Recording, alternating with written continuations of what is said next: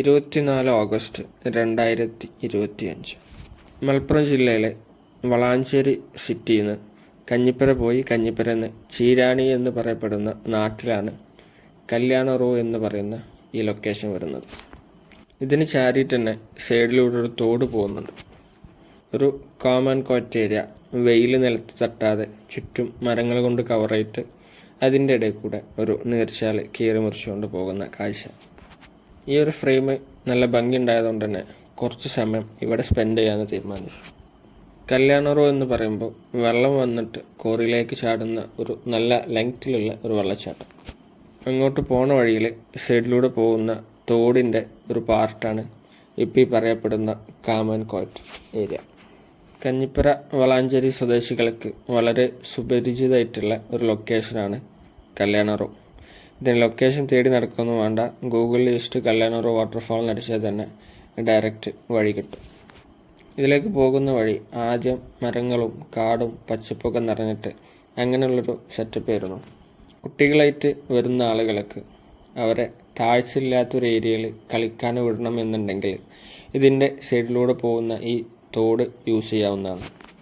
നമ്മൾ അടുത്തായതുകൊണ്ട് തന്നെ ഞാൻ ഇതിലേക്ക് പലവട്ടം പോയിട്ടുണ്ട്. പക്ഷെ ഇങ്ങനൊരു പാത്ത് ഇതുവരെ ഉണ്ടായിരുന്നില്ല. ഇത് ഫസ്റ്റ് ടൈമാണ് കല്യാണ റോഡിൻ്റെ നേരെ ഫ്രണ്ട് വരെ പോകാൻ പറ്റിയൊരു വഴി മണ്ണിട്ടിട്ട് ഉണ്ടാക്കിയിട്ടുണ്ട്. അതേപോലെ തന്നെ അതിൻ്റെ ചുറ്റുവട്ടത്തുണ്ടായിരുന്ന പൊന്ത കാടൊക്കെ വെട്ടുകൊണ്ട് തന്നെ ഇപ്പോൾ ഈ പറയപ്പെടുന്ന കോറി വളരെ വിശാലമായിട്ടുള്ളൊരു ഫീലിങ്ങും നമുക്ക് അതിലിറങ്ങിയാൽ കിട്ടും. ഈ ചുറ്റുവട്ടത്തുള്ള ആളുകളൊക്കെ എപ്പോഴും വരാനും കുളിക്കാനും ചൂസ് ചെയ്യുന്ന ഒരു ഡെസ്റ്റിനേഷനാണ് കല്യാണ റോ.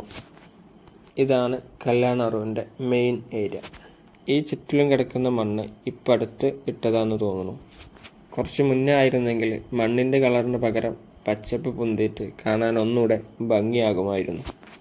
വെള്ളച്ചാട്ടത്തിൻ്റെ അടിഭാഗത്തായിട്ട് നമുക്ക് കയറാനും നിൽക്കാനും ഒക്കെ പറ്റിയ ഒരു ഏരിയ ഉണ്ട്. അത്യാവശ്യം നല്ല ഹൈറ്റിലാണ് വെള്ളച്ചാട്ടം വരുന്നത്.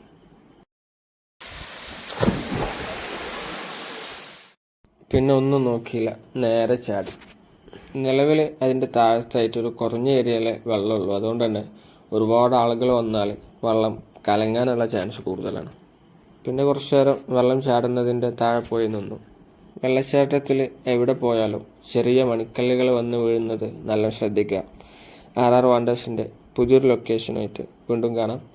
അതുവരെ ബൈ.